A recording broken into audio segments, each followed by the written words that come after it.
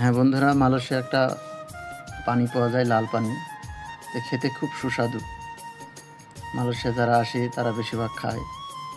যারা বিড়ি সিগারেট বেশি খায় তারা বেশি খায়, আমরা খাই না। আমার একটা বন্ধু আছে, নারায়ণগঞ্জ বাড়ি, তো আমি খুব মাঝে সাঝে একটু খাই। এত স্বাদ।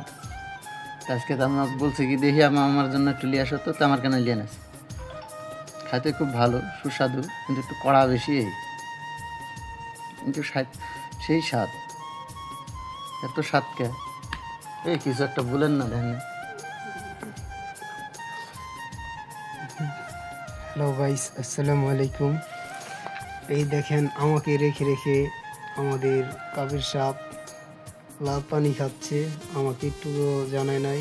তো ওই পানিটা অনেক মজা, খাইতে সুস্বাদু। তো যারা মালয়েশিয়া আছেন তারা সবাই জানেন এই জিনিসটা।